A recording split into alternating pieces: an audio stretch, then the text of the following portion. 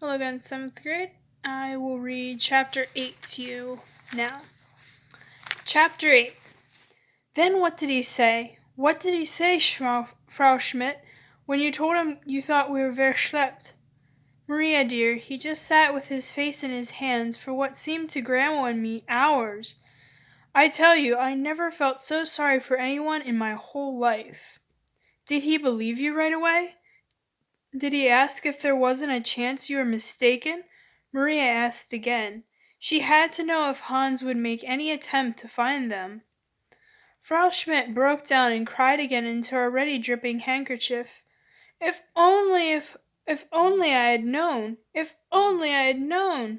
Why was I so sure you were gone? After all, it was only on a Friesen that we knew to be verschleppt. The Amish boy heard her voice crying in the wagon when they took her. And then you were gone too. Oh, it's all my fault. Maria laid her hand on her friend's shoulder.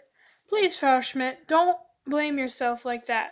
You told him what you believed to be true. You can still help us if only you'll tell us everything you can remember.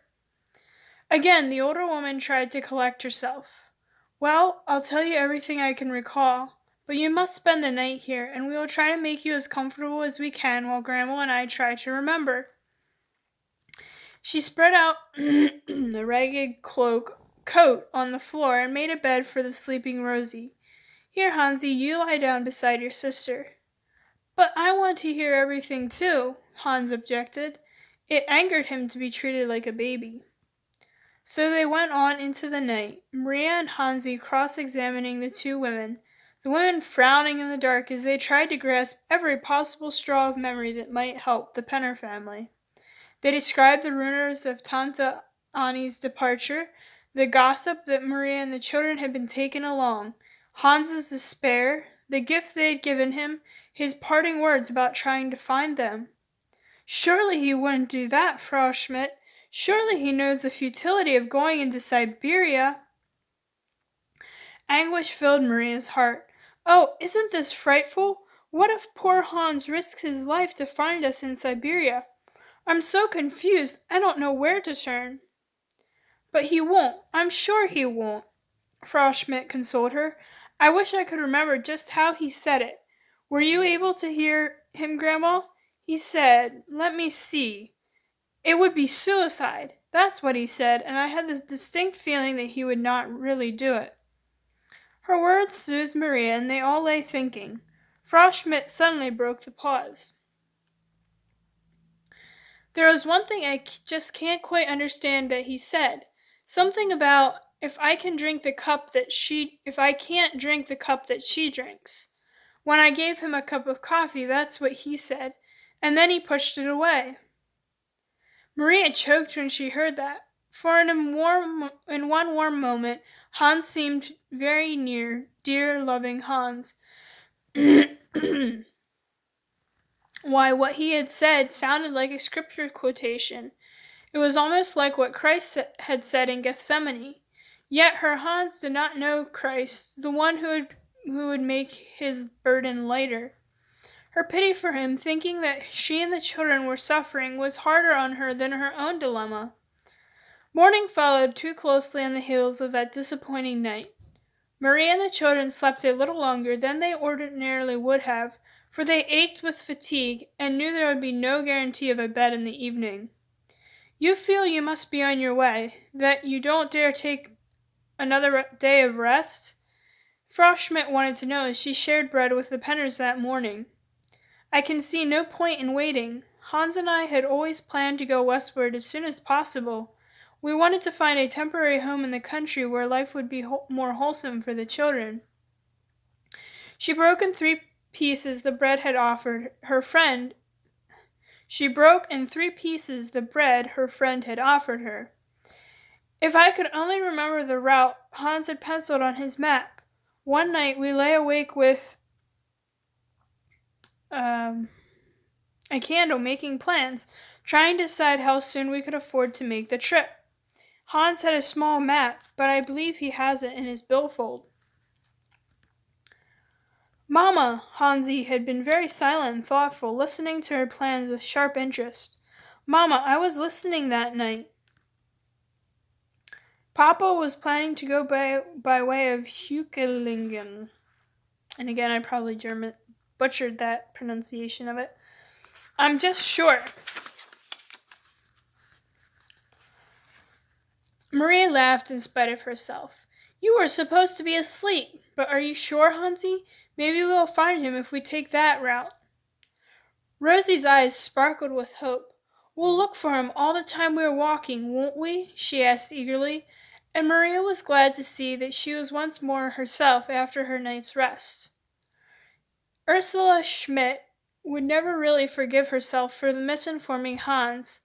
Maria realized with a twinge of pity for the good woman that she would have given away her Bible and her last crust of bread if she could have in that way rectified her mistake. Indeed, she apologized so much that it almost wearied them, and they were glad to get on their way once more, in spite of the fact that their own destination was unknown. There are 2 things I must do before we leave the city, though, Maria said at length. And the first is to pick up the rest of our possessions downstairs. That is, if no one has stolen them. Maria dreaded that ordeal, for she was afraid of the ghosts of memories that would haunt her, the chills that would run up and down her spine when she looked into that room. She didn't dare remember. And it was hard to keep herself from remembering. Not that she dared forget, but it hurt to recall baby hands outstretched toward her, first words, a bewitching little face, warm, strong arms about her, the peaceful security of her husband's presence. All these things she took for granted when they were hers, but the memory of them ripped the very streams of her heart when they were gone. How much easier it would have been to carry Lenny's wiggling form than to bear the burden of grief that was hers, to feel the terrible emptiness of the arms that should have held the child. Yet thoughts of Hans were hardest, for Lenny was safe and happy with God, while anything could be happening to Hans. And what is the other thing you have to do? Frau Schmidt broke into her thoughts. There is one possible clue to finding Hans. We must go to the factory to see if he stopped to get his pay. Of course he must have. He needed it. Aren't you afraid of having to make explanations? Or of perhaps bringing suspicion on yourself and the children? Maria finished braiding Rosie's hair and gave her own a final twist. Frankly, I am, and that is why I'm not going to the ration office to notify them I am leaving. But we'll have to take a chance at the factory. Hans has a head start on us, to be sure, but we must do everything we can to find him. It was not a very attractive part of town. Maria hustled the children past ugly buildings, past undernourished children who played and found mischief in the streets, past smoke-covered men silhouetted against the thin morning light. Mama, what's that whistle for? Hansi wanted to know as they hurried through the door they thought was the right one. I don't know. Maria hadn't even heard a whistle. Children could be so irrelevant sometimes. Hans Penner, the man they finally found after timid inquiry of at least a half-dozen workers, seemed no more interested in their problem than the cold-shoulder building they had entered. Sitting down at a cluttered desk and opened his payroll book, he glanced nonchalantly through the peas. Oh yes, Hans Penner. He's the fellow who came in yesterday morning. Didn't have too much coming to him. Was crazy to give up a good job.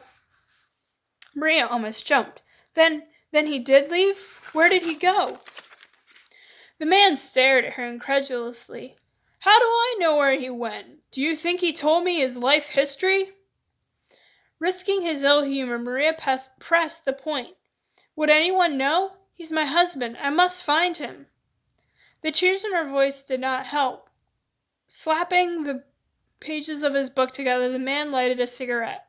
He went out that door, and I suggest you do the same. He swore a little and then growled under his breath.